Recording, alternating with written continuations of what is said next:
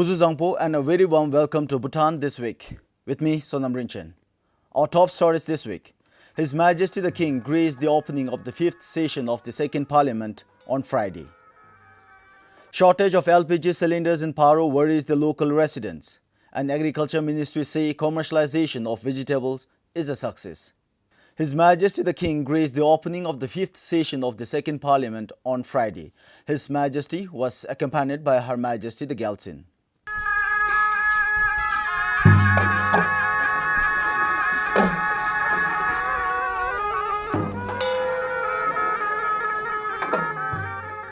Upon the arrival at the courtyard, His Majesty and Her Majesty were received in traditional chip drill ceremony.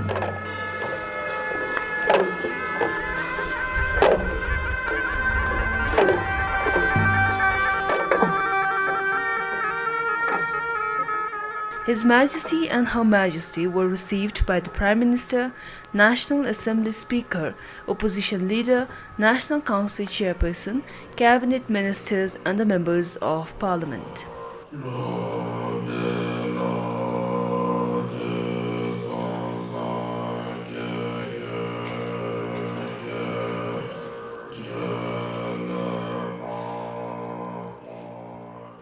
The National Assembly Speaker Chigmi Zangpo, on behalf of the parliamentarians, thanked His Majesty for gracing the ceremony. The Speaker also talked about the massive earthquake that killed nearly 8,000 people in Nepal and the support rendered by Bhutan upon the command of His Majesty the King. The Parliament will deliberate on the Narcotic Drug, Psychotropic Substances and Substance Abuse Bill, the Local Government Members' Entitlement Bill, the Biosafety Bill, the Office of Attorney General Bill and the Tenancy Amendment Bill of Bhutan 2014, among others. Most importantly, the annual budget, the State of the Nation report and the AntiCorruption Commission annual report 2014 will be presented to the Parliament. The session will end on 17th June. With additional information from Ishore Gurung, Sharab Zangmo for BBS News. In case of the demise of the Attorney General or resignation or otherwise vacates his or her office before the expiry of the term, the National Council had proposed that the new Attorney General should serve for a full 5-year term. But the Parliament removed this clause since another section in the OAG bill clearly says that Attorney General shall hold the office for 5 years.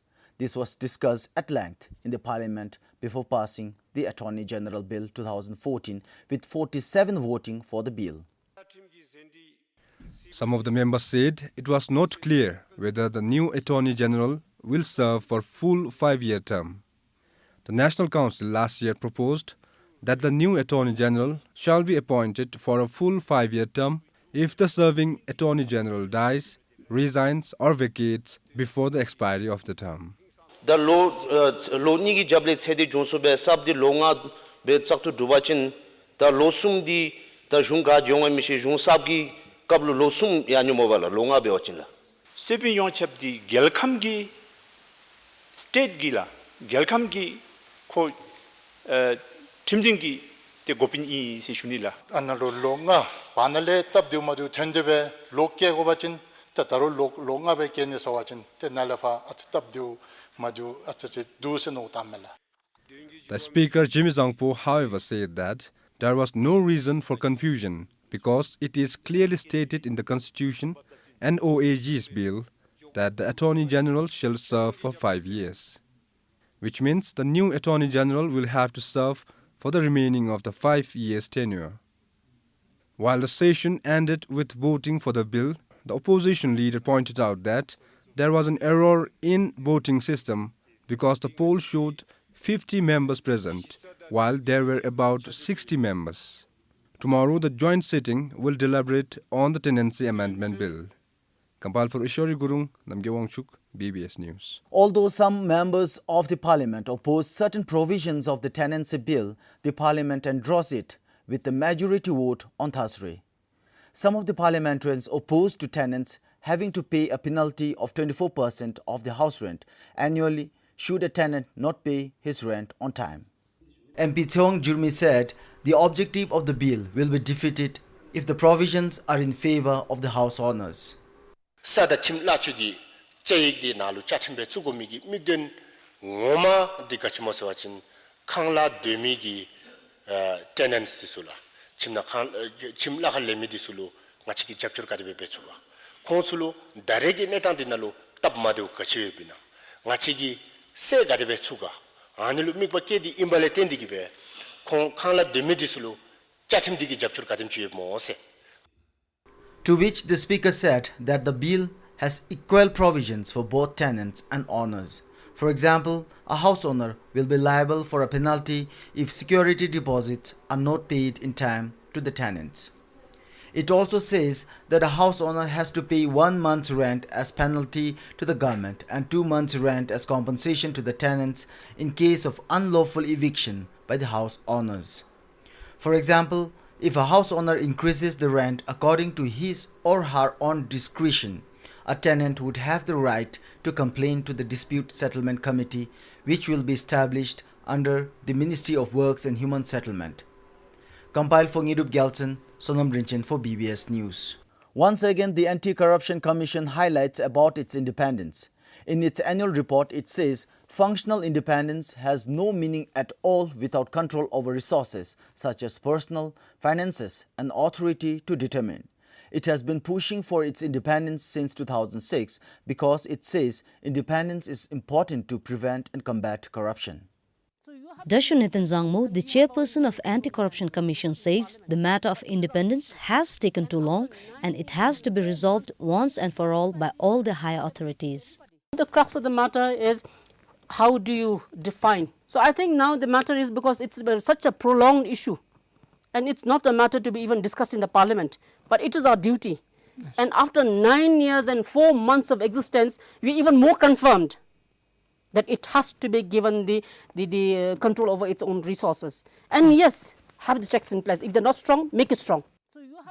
Dasho added, just having functional independence is not enough at all because it is like asking you to fight a battle with all the weapons under control.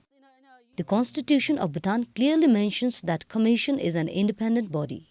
Therefore, ACC stresses that what is guaranteed by the Constitution has to be operationalized. Sources from the Supreme Court also agree with the interpretation of ACC and say it should be independent in all aspects. The ACC's annual report will be presented to the Parliament.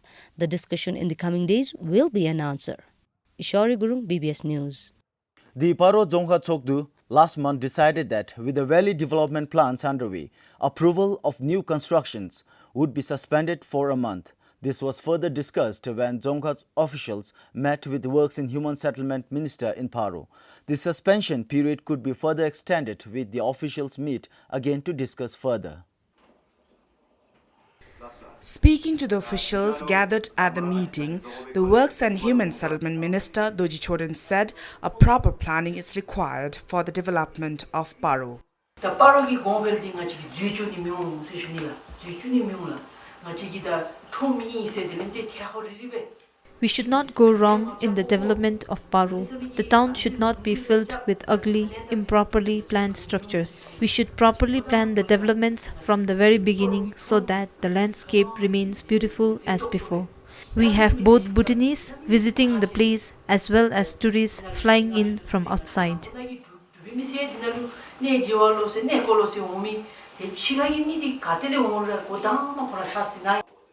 Ministry officials also made presentations on the objectives of the Valley Plan and the recent progress made so far.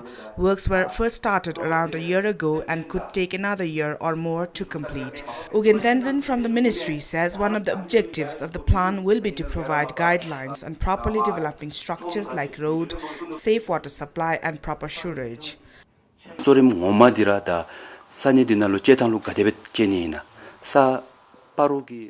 The main objective is how we can properly utilize the land. We should be careful with the landscape of the place, what people in that place consider important, whether it is alhaka or the irrigation or the environment. We have to carry out studies to find out this and then find out how these are not damaged while developing the valley.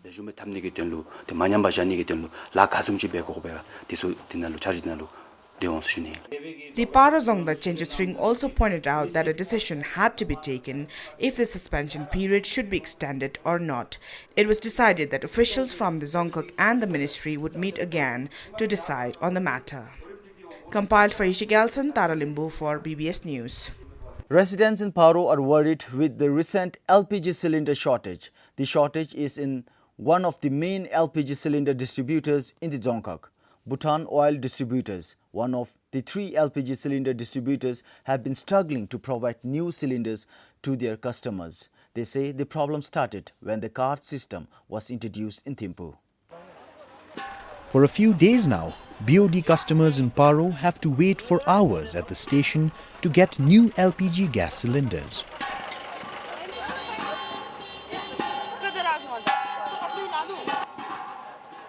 Today, nearly 100 people were queuing to exchange their empty cylinders with new ones, but not everyone is lucky.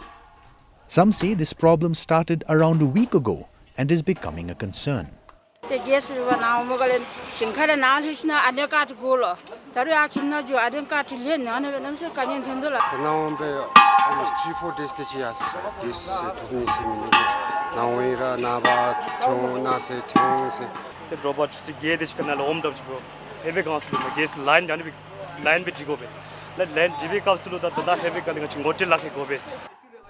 Meanwhile, one of the managers said the rush started as soon as the card system for exchanging cylinders was started in Thimphu.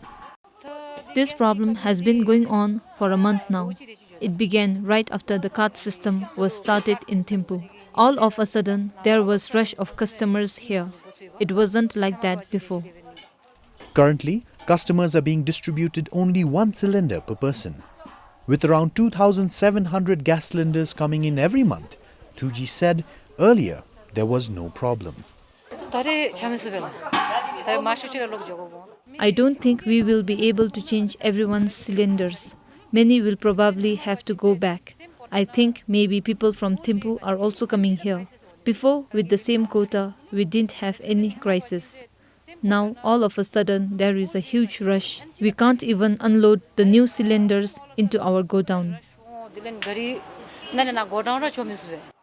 We are told that there are people from hotels and restaurants who take several cylinders. The station, however, does not distribute the commercial big gas cylinders, and the card system is yet to be introduced in Paro. Compiled for Yishi Gelson in Paro, Tenzin Rapke, BBS News. While the Thimphu City Police saw a total of 65 burglary cases this year, police have apprehended 5 suspects for involving in 21 burglary cases last month. Of the 5 suspects, all are youth, all school dropouts. These home appliances, gadgets and other items displayed here were recovered by the police from 21 burglary cases last month. And the culprits behind the cases, according to the police, are these 5 young boys, all under 20. This 16-year-old boy's mother passed away when he was barely 10, and after his father remarried, he was pulled out of school along with his elder brother. I was frustrated from the constant beating of my father and stepmother, so I decided to start my own life when I was barely 14. After working briefly as a cook in a local hotel in the capital, I met some friends who said we can make easy money by stealing. This is how I joined my friends and we engaged in a spree of burglary around Thimphu. The other boys who BBS interacted with today had similar stories to share. While some came from broken families, some had literally no one to care for them and left to guide their own lives. And this is when they landed in bad companies.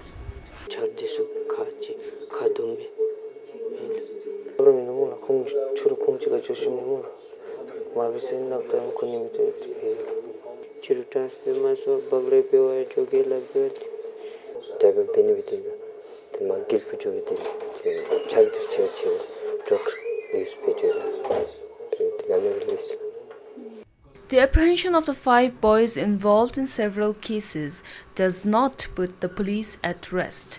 They are still on the lookout for 2 more suspects. Police say that about 67% of the criminal offences amongst the youth are committed under peer pressure.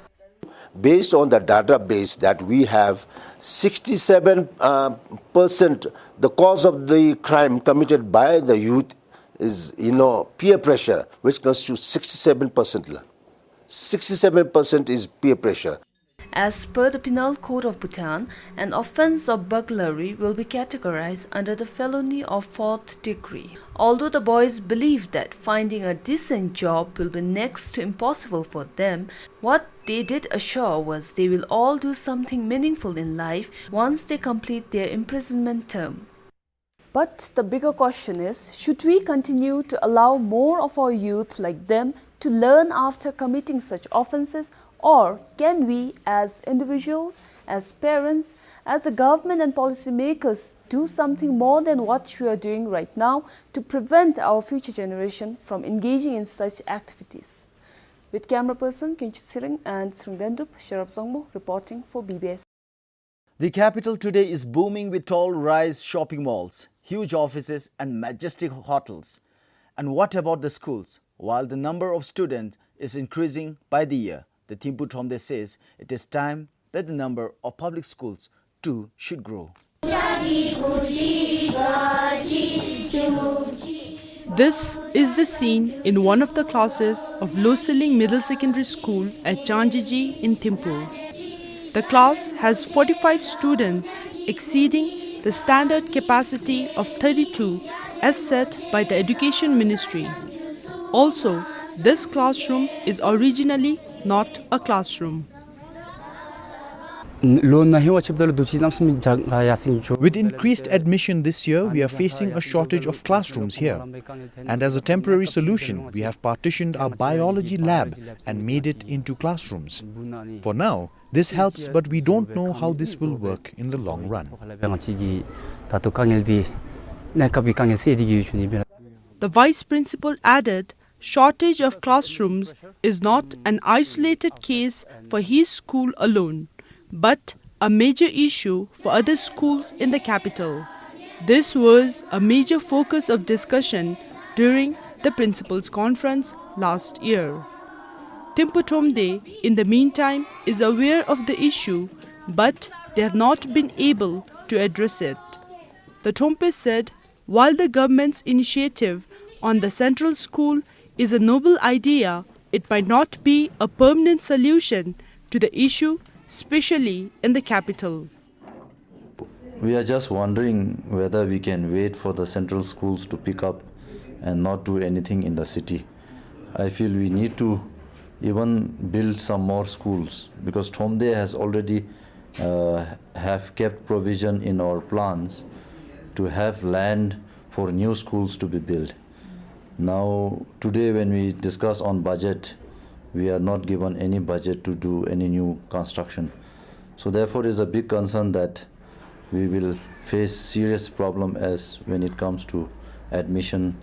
And if we were to send children to the central schools, I don't know how to go about, because almost 90-95% of the students have their parents living in the city. There are 19 Thomde schools in the capital with about 19,000 students. And according to the Thomde, admissions in the capital has been increasing by almost 1,000 every year. Sonam Chudan, BBS News. The Agriculture Ministry says production of vegetables has increased after it was cultivated on a commercial scale. The commercialization of vegetables, which was initiated 3 years ago, is succeeding.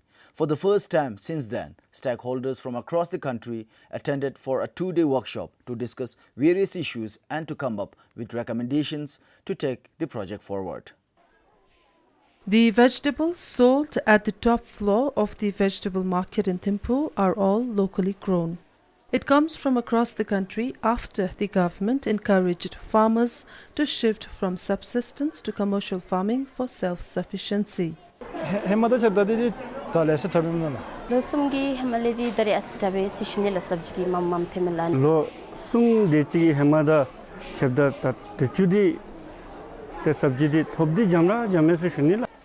And rupee crisis was one of the main factors that led to this program.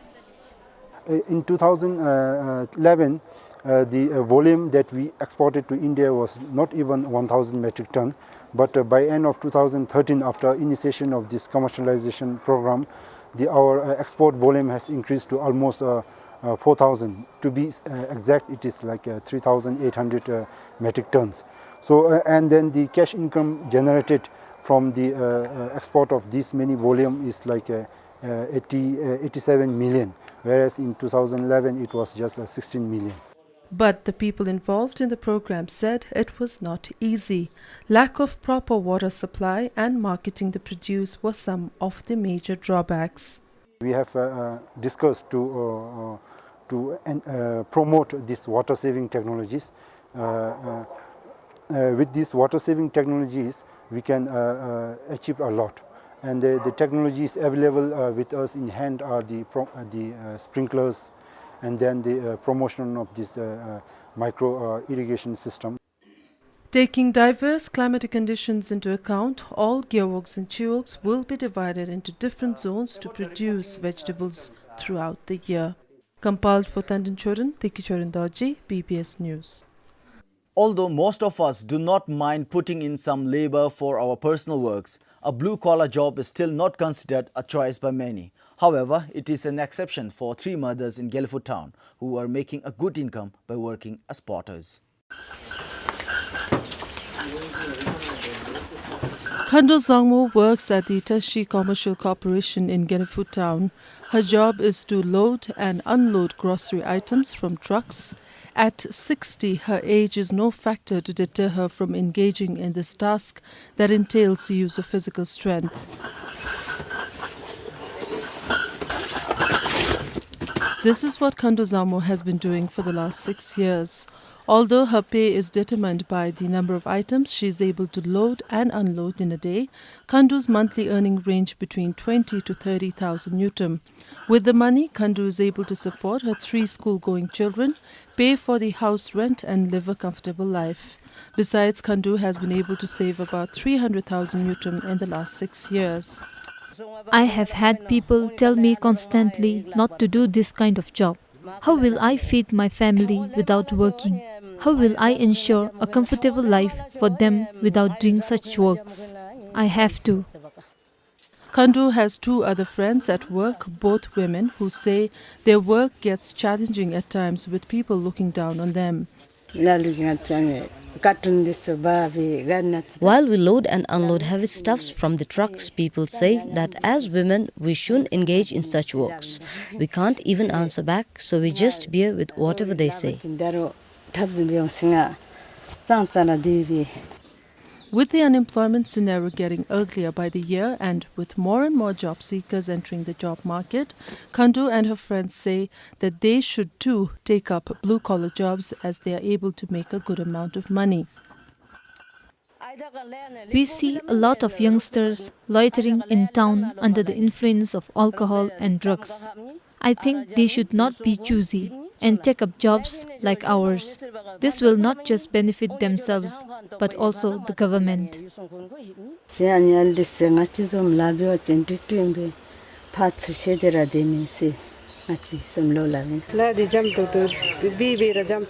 Our work gets much easier with time. It is also fun and helps us take care of our bills and rents and other expenses. Today, most physical workers are hired from across the border, not just in Gelfu town, but across the country. And these 3 women are an exception. Compiled for Puba in Gelfu, Tikichoran Dauji, BBS News. Well, that ends the program. Join us again next time for yet another edition of Bhutan This Week. Until then, it is goodbye from me. I am Sonam Rinchen.